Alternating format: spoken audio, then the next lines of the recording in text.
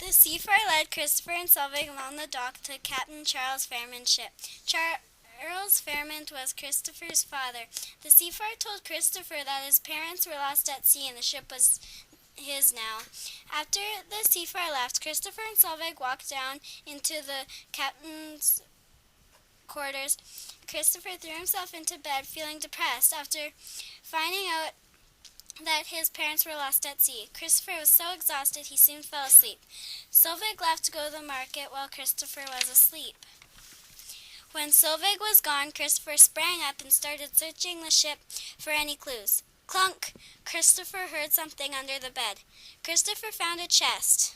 Christopher couldn't get the chest open. Later, his thumb pressed the center jewel on the chest, and it opened. Jada, the homeless girl, saw Solveig with a sling filled with food and a canteen filled with water. She knew it was time to make her move. The young girl followed him through the crowd, waited for her chance, then yanked the sling and canteen.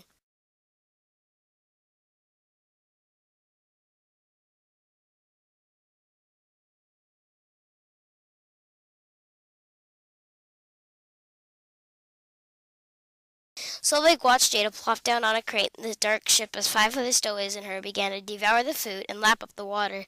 Solveig found out that they were just trying to survive. He felt bad for them and invited them to come live with him. The stowaways thought Solveig was going to use them as slaves, and they refused to go. Solveig began to explain about Christopher and how he was watching over him. The stowaways changed their mind and followed Solveig.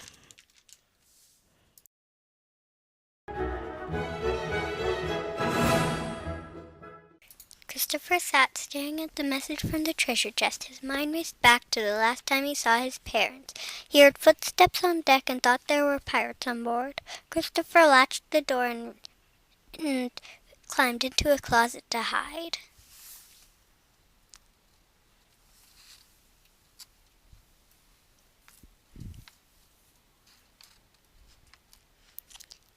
His heart was thumping and his hands were shaking.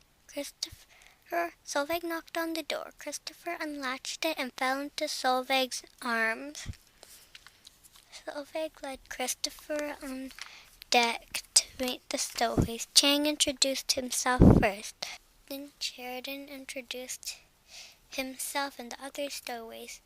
Desi, Jada, Data, and the Bay. The stowaways thought they were going to be slaves and left.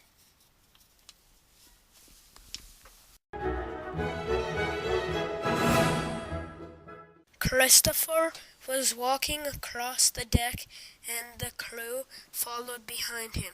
They went down the stairs.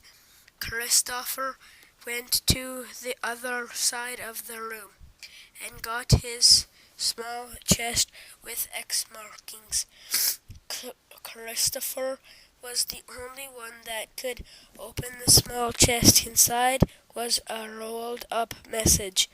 They thought they were in doom.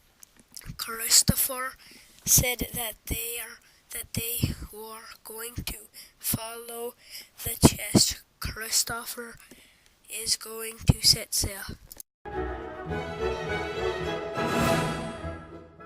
Christopher squirmed as he dreamt. Christopher was up high on the lookout, scanning the ocean for land. That's when he spotted it. Another ship. He recognized the ship and the people on the ship. Christopher ordered to move towards the strange ship. Then he saw them, his mother and father, and also the Discovery. Suddenly, as Christopher got closer, a huge cloud like a tornado came out of nowhere and swept the ship with Christopher's mother and father away in a blink of an eye. Solveig rushed to Christopher's side. "Wake up, Christopher. You're having a bad dream," cried Solveig as he was shaking Christopher awake. "A dream?" asked Christopher. Solveig nodded. "I'm going to the market to stock the ship." Solveig left and Christopher followed. While Solveig was gone, Christopher headed to the deck. He unrolled the map to study. Then one by one, the stowaways joined him. "I will need your help on this journey, and I first need a lesson. How do I read a map?" Data stepped forward. "You sure do have a lot of work to learn, Christopher." They all laughed.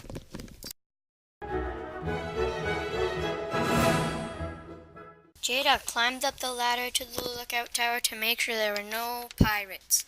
When Solvig came back, Jada climbed down to see Solvig.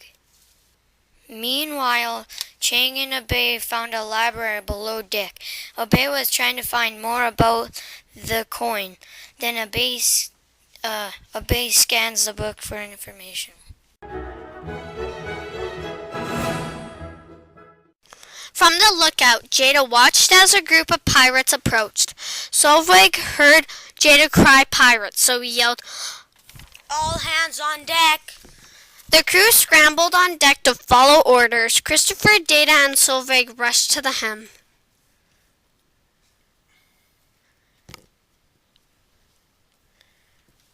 Christopher tried to steer the wheel to the right, but the wheel would not turn.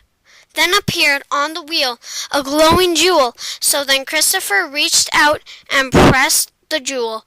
All of a sudden, the wheel started to turn. Then Jada's jaw dropped and the wheel continued to turn.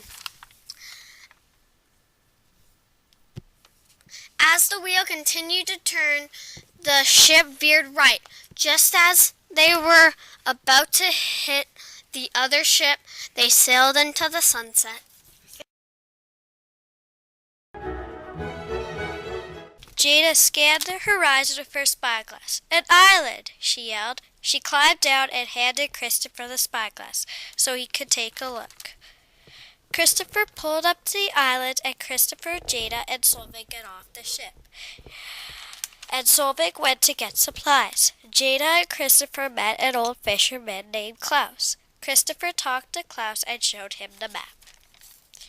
Klaus hobbled down to the pier towards the ship of one of the most fiercest pirates of the Caribbean, Captain Sam Belham. Klaus asked him for some money. Captain Sam gave him the money. Klaus told him about the map and left.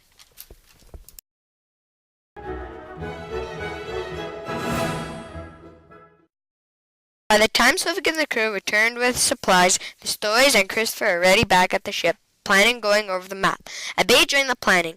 "Perhaps we should do as the old man says, and go a different way," he explained. "I remember in my country there were legends about this place. Many believed it was the place of the great lost island of Atlantis. The legend says that there once was a great civilization, and it had more advance and had great power.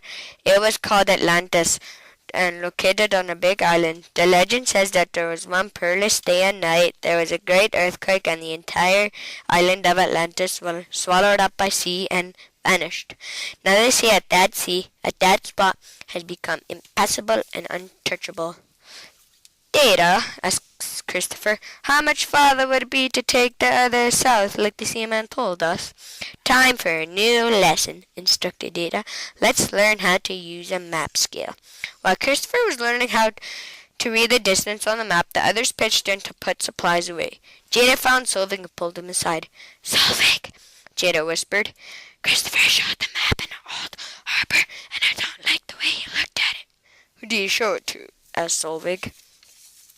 "Oh, it's just some old fisherman," replied Jada. "He seemed harmless enough, and he warned us not to go through the Devil's Triangle. Do you know what he's talking about?" "Aye," replied Solvig. "I've heard the triangle on the sea, that there were many ships as disappeared without a trace." "Well, the map says we're going straight through it," said Jada with fear in her voice. "It would be wise to take another route," answered Solvig. "You should tell Master Fairmond. One more thing," Jada added. The old man was studying the map and a stray look on his face.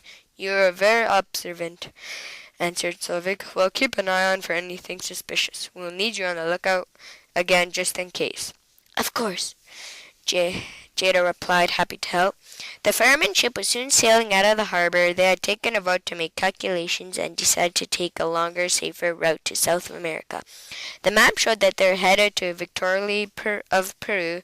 To get the long way, that would mean more weeks of sailing. "What's going on?" asked Dada, as she could see that we're heading the wrong way. "It's going the way on the map," shouted Christopher. "I can't stop it." "Try pressing the gem," said Data. "That worked last time." Christopher pressed the gem, but it was no It was not glowing and it made no difference. It was as the ship had a mind of its own. It was going to stay on the route charted by the map. They hadn't got far when Jada's cry came out from the lookout. "It's the Jolly Rogers," she cried. "Pirates!" There was no mistaking of the skull and crossbones on the sign, on the flag. The Jolly Rogers was the most feared flag on the high seas, and where it was flying high in the center, a mast of white and blue galley ship owned by Black Sam.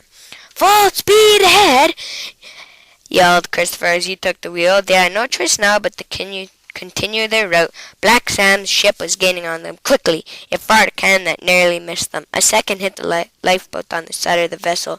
The crew had stories, were scrambling to raise more sails. "Faster!" bellowed Christopher. "We need to go faster!" They were trying to outrun the pirate ship, but Solvig knew it was no use. "They're faster than we are," he shouted. "There's no way we can outrun them." He spotted a fog patch ahead. "Head for that fog!" he yelled. "Maybe we can lose him in that fog." Christopher and Data tugged on the wheel and managed to turn it toward the fog. The ship with Black Sam desperately foul was close behind. Christopher looked at the Black Sam back and he could see their swords. They reached the fog, but both ships were being swallowed up by the sea.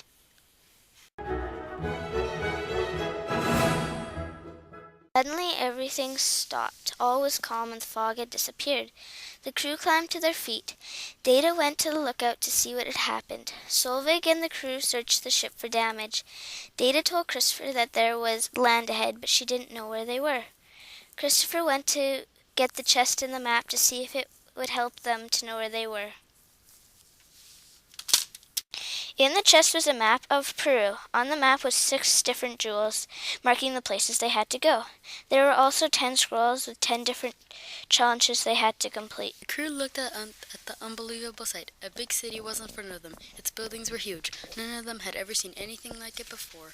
When the crew was walking on the pier, a rope came flying by a post. 2 girls named Viviana and Tatiana were trying to tie their boat to the post. Abe quickly put the rope around the post and helped Jane get the girls out, and they walked away.